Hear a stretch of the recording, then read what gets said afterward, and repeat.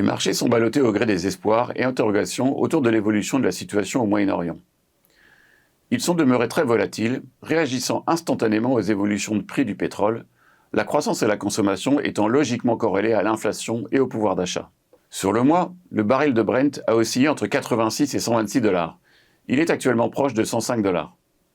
Il est encore rassurant de constater que malgré les dégâts infligés aux capacités de production, le pétrole baisse rapidement quand les négociations en Iran donnent des signes encourageants. La crise est aujourd'hui nettement plus longue qu'anticipée, mais un emballement durable du pétrole ne paraît pas encore certain. Avec un détroit d'Ormuz encore fermé, le risque pour l'Europe et l'Asie est double. Le prix du baril supérieur à 100 $ génère de l'inflation importée et pèse sur le pouvoir d'achat. Et chaque semaine qui passe augmente le risque de pénurie à partir de l'été. Nous sommes loin d'un risque de récession en Europe, et des marchés du crédit solides le confirment, mais la croissance ralentit clairement. Les prévisions pour 2026 sont passées de 1,2% à plus de 0,8%. Les données publiées confirment que de son côté, l'économie américaine fait mieux que résister. Ce qui n'empêche pas le consensus de prévoir maintenant 2,1% de croissance en 2026 contre 2,5% il y a 3 mois. Le marché de l'emploi ne se dégrade pas, les salaires augmentent plus vite que l'inflation, la consommation tient, et les indicateurs avancés comme l'ISM pointent vers la croissance aussi bien dans les services que dans l'industrie. Mais attention, l'inflation demeure un risque, encore plus qu'en Europe.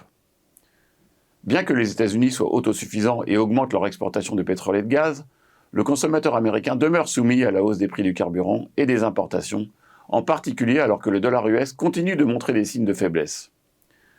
Traditionnelle valeur refuge, la force relative actuelle des États-Unis ne suffit plus à faire progresser sa devise. Au final, sur le mois, les marchés américains ont à nouveau surperformé. Ils ont notamment bénéficié de l'importance boursière du secteur technologique, les acteurs de l'intelligence artificielle étant considérés comme peu sensibles en cas de stress économique. Ces titres sont donc clairement les valeurs refuges dans le contexte d'incertitude actuelle. Le Nasdaq a ainsi progressé d'un impressionnant 15,3% pendant que le S&P montait de 10,4%. Les marchés européens affichent une hausse plus modeste avec plus 5,6% pour l'Eurostoxx 50. À plus 14,5%, mentionnons également la bonne tenue des marchés émergents, eux aussi tirés par les valeurs technologiques. Sur le mois, le SOX, principal indice mondial des semi-conducteurs, a bondi de 38%. À fin avril, l'Europe est maintenant nettement à la traîne. Le S&P 500 progresse de 5% depuis le début de l'année, l'Eurostoxx 50 de 2% et les marchés émergents de 14%. Les marchés obligataires, quant à eux, ont été plus calmes. Les taux d'intérêt se sont stabilisés à des niveaux élevés en Europe et aux États-Unis. Le scénario d'un rebond d'inflation jusqu'à mi-2027 prend racine. Négatif à fin mars, les indices obligataires sont tout de même repassés dans le vert en avril grâce à une réduction étonnante des primes de risque, pratiquement revenues au plus bas.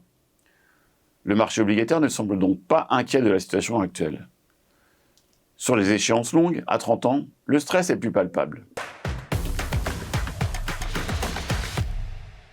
Le pétrole demeurera la variable d'ajustement numéro 1 dans les prochaines semaines.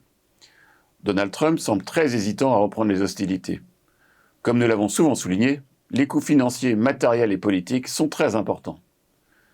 L'Iran l'a bien compris et ne paraît pas pour le moment faire beaucoup de concessions dans des discussions qui heureusement se poursuivent. Le prix du pétrole élevé commence à se retrouver dans les indices d'inflation et inquiète les banques centrales. À court terme, la bonne tenue de l'économie américaine et une inflation qui pourrait rapidement approcher 4% devraient empêcher la Fed de baisser les taux directeurs. La BCE, quant à elle, semble décidée à monter ses taux dès la réunion de juin. Alors que cela n'aura aucun impact sur l'inflation importée et que la croissance paraît insuffisante pour générer des tensions salariales, la justification de ce mouvement paraît difficile. Les risques économiques sont donc réels, mais la situation n'est pas encore irréversible. Élément encourageant, la saison de publication des résultats du premier trimestre, bien avancée, est très bonne aux États-Unis. 83% des entreprises surpassent les prévisions de résultats et 2026 devrait être une nouvelle année de forte croissance. En Europe, la plupart des publications sont rassurantes, même si les révisions en hausse sont moins fréquentes. L'image globale est donc celle d'une économie mondiale qui résiste encore, même si les craintes augmentent. Les anticipations macroéconomiques demeurent suspendues à l'évolution des prix du pétrole.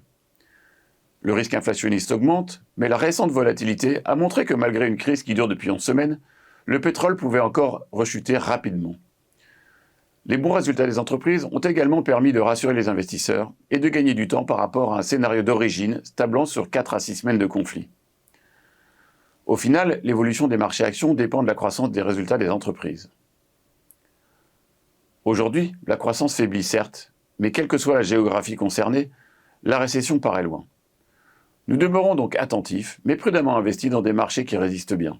Nous vous remercions pour votre attention et vous donnons rendez-vous le mois prochain pour un nouveau point marché.